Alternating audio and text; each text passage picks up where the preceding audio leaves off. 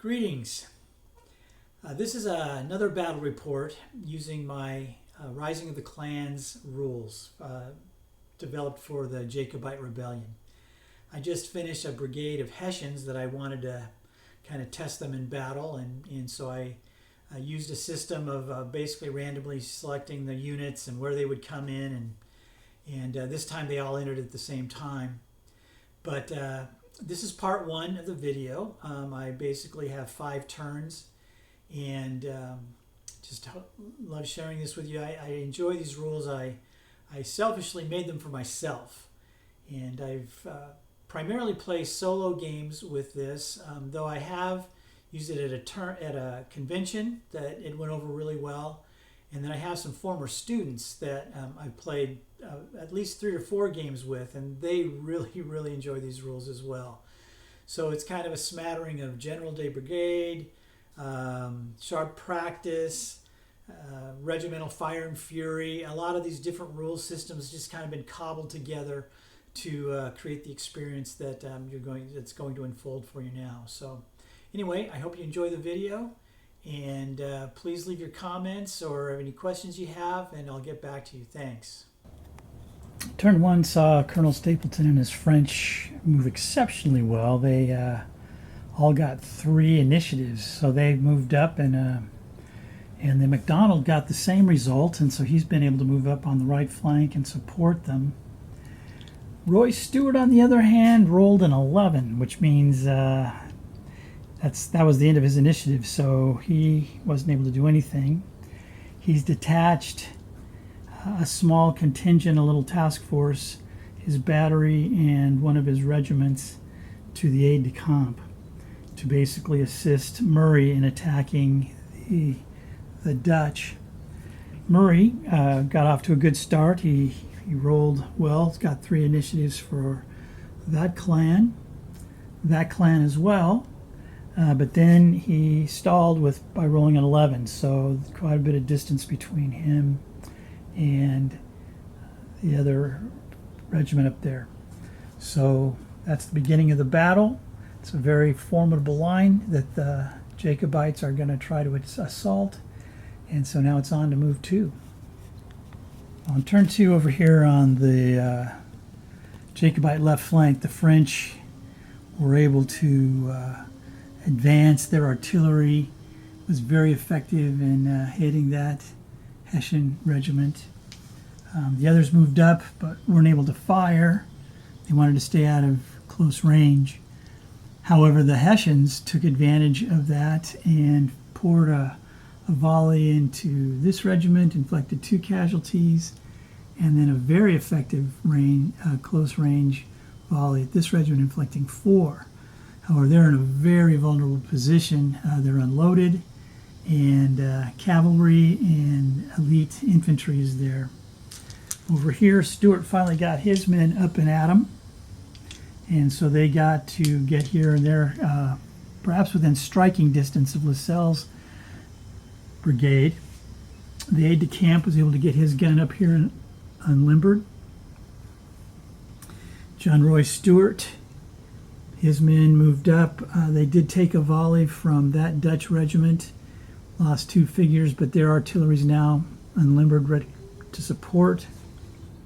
And then our first Highland charge, the day went in against this Dragoon regiment, dismounted, and they won. They didn't lose anybody, but they only won by 2, surprisingly. So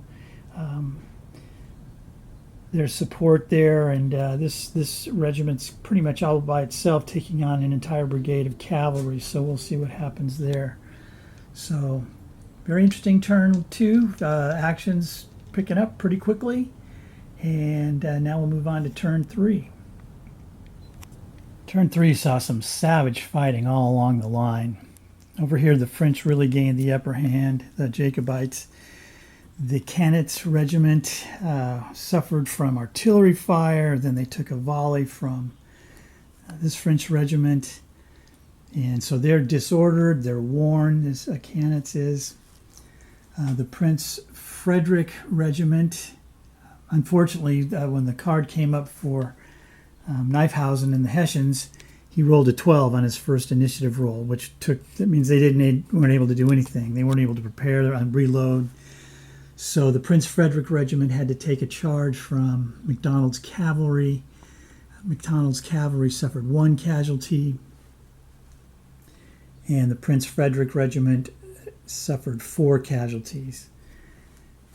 Down here, Roy Stewart had his Highlanders charge the wall, and the Cameron of Lochiel suffered 9 casualties.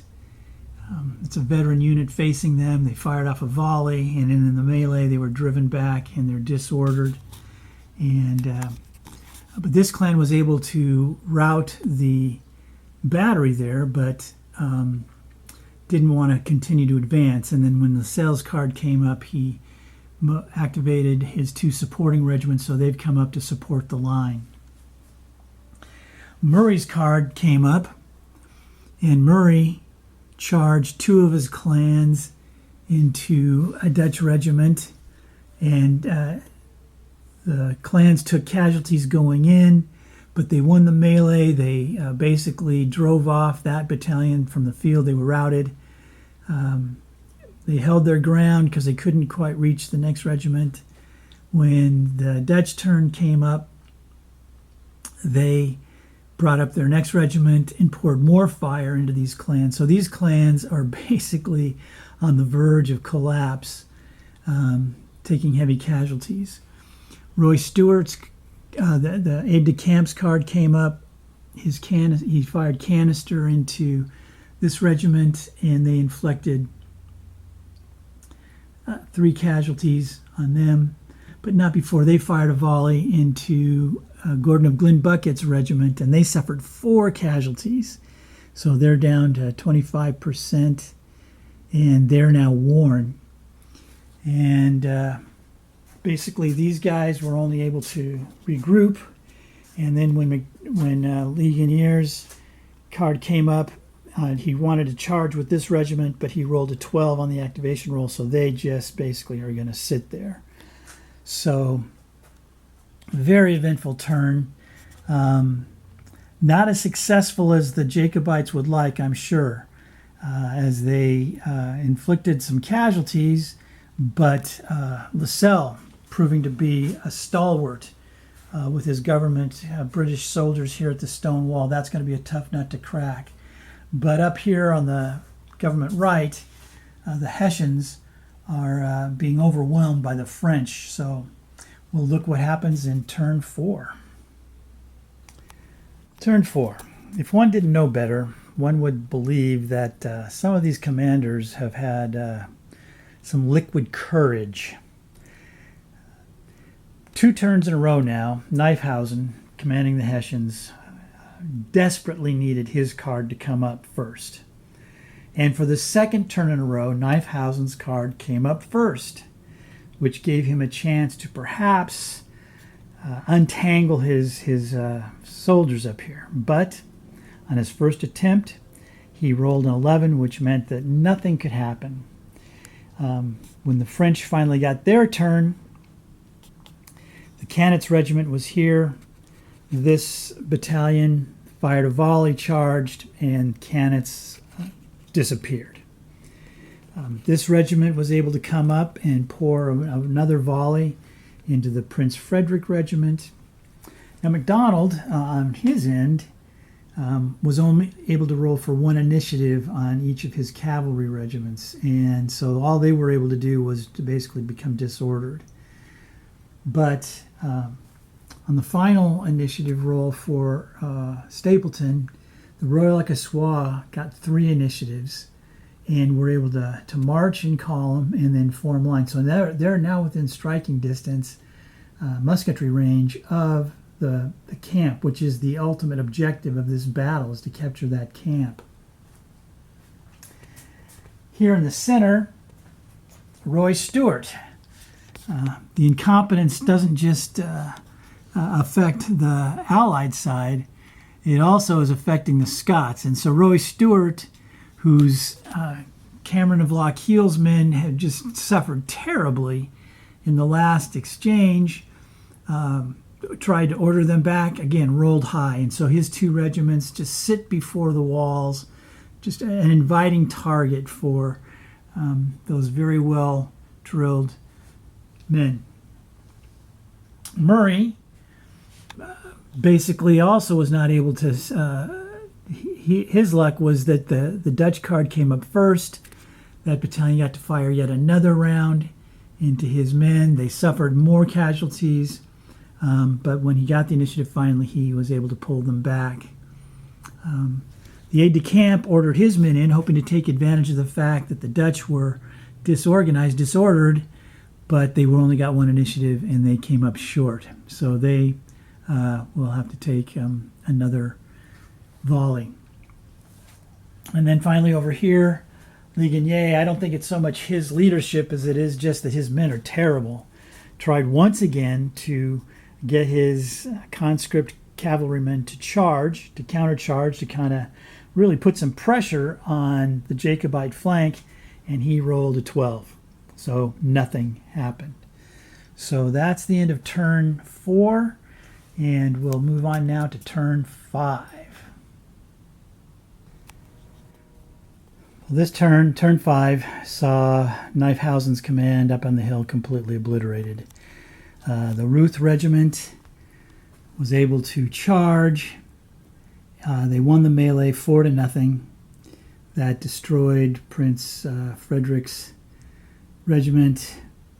And Knyphausen attached himself to them, and as a result, he was wounded. When his turn came, he rolled an 11 once again. So there's no doubt that this guy is living on liquid courage. The Royal Écossois was able to move up and fire, and their fire was rather disappointing. They had 6 shots, and only 2 of them struck home. But because Knyphausen failed his initiative, the Hessians were not able to respond. MacDonald rolled an 11. So his cavalry was not able to do anything.